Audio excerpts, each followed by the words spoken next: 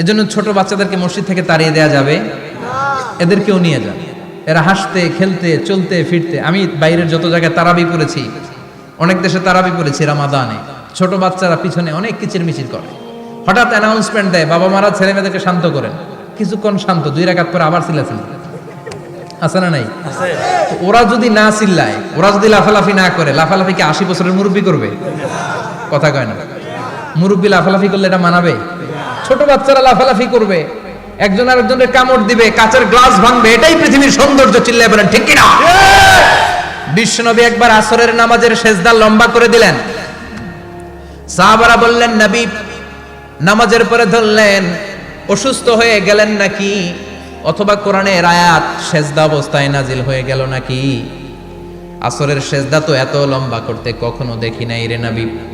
বিশ্বনবী বললেন না, অসুস্থ হই নাই, কোরআনের আয়াত নাজিল হয় নাই, আমি যখন সেজদায় লুটিয়ে পড়েছি, আমার কলিজার টুকরা নাতি হাসান আমার কাঁধের উপরে চেপে বসেছে, আমি যদি সেজদা থেকে মাথা উঠাই হাসানের কষ্ট হয়ে যাবে, তাই আসরের একটা সেজদা আমি ইচ্ছা করেই লম্বা করে দিয়েছি।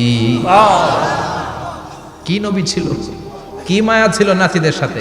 হাসান হুসাইন বিশ্বনবী, যে নবী হচ্ছে সব নবীদেরও সর্দার, ওই নবীরে ঘোড়া বানায়া, বিশ্বনবীর বাবরি চুল ছিল তো ওই চুল ধরে এরকম ঘোড়া ঘোড়া খেলত, বিশ্বনবীর কাঁধে বসে বিশ্বনবীর বাবরি চুল টেনে টেনে কয় এটা আমার ঘোড়া। হাসান হুসাইনের গায়ের এমন কোন জায়গা নাই যে জায়গায় বিশ্বনবী চুমা দেয় নাই। আর বলতেন রাইহানা চাইনি ফিদ দুনিয়া, হাসান আর হুসাইন হলো আমার দুনিয়ার সুগন্ধি। সুবহানাল্লাহ। সাইয়্যিদা শাবাবি আহলিল জান্নাহ, জান্নাতীরা আপনারা যারা জান্নাতে যাবেন, আপনাদের সামনে 2টা পতাকা থাকবে, একটা থাকবে হাসানের হাতে আর একটা হুসাইনের হাতে। সুবহানাল্লাহ। বিশ্বনবী মসজিদে নববীতে জুমার খুতবা দিচ্ছেন, হঠাৎ হাসান আর হুসাইন লাল 2টা জামা পরে কাতারের মধ্যে দৌড়াদৌড়ি শুরু করলেন। বিশ্বনবী খুতবা থামিয়ে দিলেন, মিম্বার থেকে নেমে হাসান হুসাইনকে 2 হাতে টানতে টানতে মিম্বারের উপরে নিয়ে আসলেন, যাতে মুসল্লিদের ডিস্টার্ব না হয়ে যায়। হাসানকে ডান হাতে ধরে, হুসাইনকে বাঁ হাতে ধরে বাকি খুতবাটা বিশ্বনবী তখন শেষ করলেন। 500টা খুতবা দিয়েছেন। কয়টা? চিল্লায় বলেন কয়টা? আবার বিশ্বনবী জুমার খুতবা দিতে দাঁড়ালেন, এক সাহাবী এসে বসে বলল, বিশ্বনবী বললেন কুম, দাঁড়াও, 2 রাকাত পড়ছো? সাহাবী কয় না, পড়ি নাই। বিশ্বনবী বললেন ইরকা রাকাতাইন, 2 রাকাত পড়ো। সাহাবী 2 রাকাত পড়া শুরু করলেন, বিশ্বনবী আবার খুতবা দেওয়া শুরু করলেন। খুতবার নিরবিচ্ছিন্নতাকে ভঙ্গ করে বিশ্বনবী তাকে দাঁড়াতে বললেন, 2 রাকাত নামাজ পড়তে বললেন। তার মানে খতিব সাহেব মন গড়া শুধু খুতবা দিয়ে যায় না, ডানে বায়ে কোথায় কি হচ্ছে সবকিছু নজরে রেখে, কন্ট্রোলে রেখে, সামাজিক সব সমস্যার কথাগুলো তুলে ধরে অসামাজিক কার্যকলাপের বিরুদ্ধে হুঙ্কার দিয়ে জুমার প্ল্যাটফর্মটাকে শক্তিশালী করাই হচ্ছে একজনের খতিবের দায়িত্ব। চিল্লায় কোন ঠিক কিনা? এ কাজই করেছেন বিশ্বনবী 500টা খুতবায়। আবার বিশ্বনবী দাঁড়িয়ে খুতবা দিচ্ছেন, এক সাহাবী এসে বলেন, নবী মদিনার মধ্যে পানি নাই, অনাবৃষ্টি, দুর্ভিক্ষ, আপনি একটু দোয়া করেন যাতে বৃষ্টি হয়। কিসের দোয়া? বিশ্বনবী জুমার খুতবা থামিয়ে দিলেন, খুতবা দিচ্ছিলেন, খুতবা থামিয়ে দোয়া করলেন, আল্লাহুম্মা আসকিনা, আল্লাহুম্মা আসকিনা ইয়া গাউস আগিসনা, আল্লাহুম্মা আসকিনা গাইসান মুগীসান মারিআন মুরিআন নাফিআন গায়রা দার আজিলান গায়রা আজিল। আল্লাহ আপনি আমাদের সাহায্য করেন, আপনি রহমত করেন, বরকত দেন, আপনি মদিনার বুকে বৃষ্টি দেন, তাড়াতাড়ি দেন, দেরি করেন না। সুবহানাল্লাহ। বিশ্বনবী দোয়া করতে দেরি, মুহূর্তের মধ্যে ঝুমঝুম করে বৃষ্টি নাজিল হয়ে মদিনাটা প্লাবিত হয়ে গেল। আকাশে মেঘ দেয় কে? বৃষ্টি দেয় কে? আল্লাহ মেঘ দে, পানি দে, ছায়া দে রে তুই, আল্লাহ মেঘ দে। পড়েন পড়েন, আল্লাহ মেঘ দে, পানি দে, ছায়া দে রে তুই, আল্লাহ মেঘ দে। সবকিছু দেয়ার মালিক কে? আল্লাহ। বৃষ্টি দেয় কে? আল্লাহ। মেঘ দেয় কে? বিশ্বনবীর দোয়ার বরকতে বৃষ্টি নামলো। শুক্রবার বৃষ্টি, শনিবার বৃষ্টি, রবি সোম মঙ্গল বুধ বৃহস্পতি শুক্র, এর পরের শুক্রবার পর্যন্ত টানা বৃষ্টি হলো। কারণ দোয়ার বৃষ্টির দোয়া করছে, বৃষ্টি বন্ধ আর দোয়া তো করে নাই, চলতেছে। আল্লাহ কাছে নবী চাইছেন, দিতেছি, না করলে থামামু। সুবহানাল্লাহ কইবেন না? বৃষ্টি হইতে হইতে মদিনায় বন্যা, মরুভূমির দেশ, কি পরিমাণে হেভি রেইনফল হলে মরুতে বন্যা হয়। সুবহানাল্লাহ পড়বেন না? আবার বিশ্বনবী পরের জুমাবারে খুতবা দিচ্ছেন, ওই সাহাবী এসে হাজির, এসে বলে, ও নবী, আর বৃষ্টির দরকার নাই। যে বৃষ্টির দোয়া করতে বলেছিল সে এসে বলি, আর কিসের দরকার নাই? চিল্লায় বলেন, কিসের দরকার নাই? ও নবী, আর বৃষ্টির দরকার নাই, এবার বৃষ্টি বন্ধের দোয়া করেন।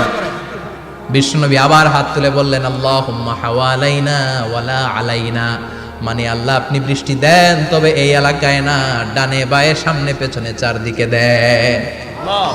সাহাবীরা মসজিদ থেকে বের হয়ে দেখে মদিনার চারদিকে এরকম গোল একটা চাকতি, এই চাকতি দিয়ে নীল আকাশ দেখা যায়, আর ডানে বায়ে সামনে পেছনে প্রচন্ড ঝড় ঝন্ডার বৃষ্টি। মদিনার আকাশে এক ফোঁটাও বৃষ্টি নেই। চিল্লায় এখন সুবহানাল্লাহ। এগুলো হচ্ছে বিশ্বনবীর খুতবার বরকত। 500টা খুতবা দিয়েছেন, এজন্য খতিব সাহেবরা ভালো করে খুতবা দেওয়ার দরকার আছে না নাই? আল্লাহ বললেন, ইযা নুদিয়া লিস-সালাতি মিন ইয়াউমিল জুমআতি ফাসআউ ইলা যিকিরিল্লাহি ওয়া যারুল বাই। জুমার আযান যখন হয়ে যায়, জুমার নামাজ পড়তে যাও, বেচা কেনা বন্ধ করে দাও। কার কথা? আল্লাহর। Close the shop, shut down the shop, close the market. Market বন্ধ, দোকানের শাটার নামাও, ক্যাশ বক্সে তালা ঝুলাও, ব্যবসা প্রতিষ্ঠান, মার্কেট সবগুলো বন্ধ করে একজনের জিকিরের দিকে ছুটবা। তিনি কে? আল্লাহ। অল্প 1-1.5 ঘন্টার জন্য যদি ব্যবসা বন্ধ রাখেন, পরে যখন আবার দোকান খুলবেন, জুমার বরকতে ব্যবসা বাড়িয়ে দিতে পারে কে? এরপর আল্লাহ বললেন, ফাইদা কুদিয়াতিস সালাতু ফান্তাশিরু ফিল আরদি ওয়াবতাগু মিন ফাদলিল্লাহ ওয়াযকুরুল্লাহা কাসীরান লাআল্লাকুম তুফলিহুন।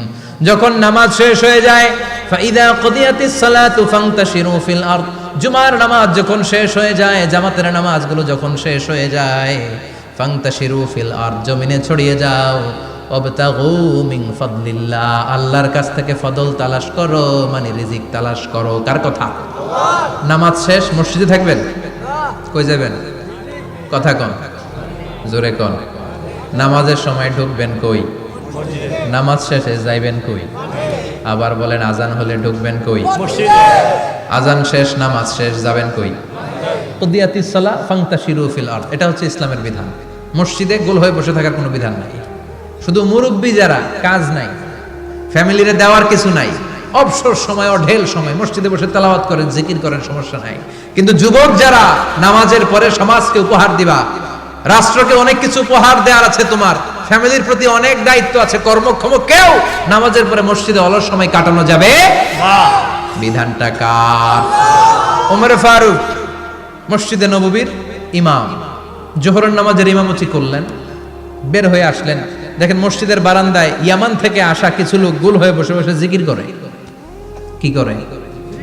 মনোযোগ নাই। কি করে? জিকির করে। উনি চলে গেলেন, আসরের সময় আবার ইমামতিতে আসলেন, আসরের সালাত পড়িয়ে চলে যাচ্ছেন, আবার দেখে গোল হয়ে জিকির করে ওই দল। মাগরিবের নামাজে ইমামতি করলেন, চলে যাওয়ার সময় দেখে সবাই যায়, এরা যায় না, গোল হয়ে বসে বসে জিকির করে আর তাসবিহ পড়ে। এবার ওমর ফারুক বললেন, আসসালামু আলাইকুম।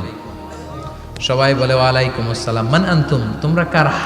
কয়, নাহনু আল মুতাওয়াক্কিলুনা আলাল্লাহ, আমরা আল্লাহর উপর তাওয়াক্কুল করছি। তো তাওয়াক্কুল করে যে বসে আছো, তোমাদের ফ্যামিলি নাই, ছেলে মেয়ে নাই, দায় দায়িত্ব নাই, সমাজকে উপহার দেওয়ার মতো কিছু নাই, আর তোমরা যে বসে আছো 3টা বেলা, খাইলা কোত্থেকে? না, রোজা দাও। ইয়ামানি লোকগুলো বলে, না রোজা রাখি নাই, খাইছি। ওমর বলল, বড় আল্লাহর ওলি খানা করতে আইছে। আমাদের জিকির আর বুজুর্গি দেখে আশেপাশের লোকজন খানা দিয়া গেছে। ওমরে ফারুক বলে, তাইলে তো তোমরা মিথ্যাবাদী, তোমরা মুতাওয়াক্কিলুনা আলাল্লাহ নও, তোমরা আল্লাহর উপর তাওয়াক্কুল করনি, তোমরা হচ্ছে আল মুতাওয়াক্কিলুনা বা'দুকুম বা'দা, একে অপরের উপর নির্ভরশীল। যারা খানা দিয়ে যায় এদের উপর তোমরা নির্ভরশীল। তোমরা জিকির করার তাকায় থাকো, বাটি আসে কোন দিক দিয়া, খাবারের প্লেট আসে কোন দিক দিয়া, জোরে কোন ঠিক কিনা? ঠিক। আল্লাহর উপর তাওয়াক্কুল এটা নয়। আনতুমুল মুতাওয়াক্কিলুন বা'দুকুম বা'দা। এখনই মসজিদ থেকে বের হয়ে যাও। এরপরে কোনদিন নামাজের পর গোল হয়ে বসে থাকতে দেখলে পিটায়া মসজিদ থেকে তাড়াবো।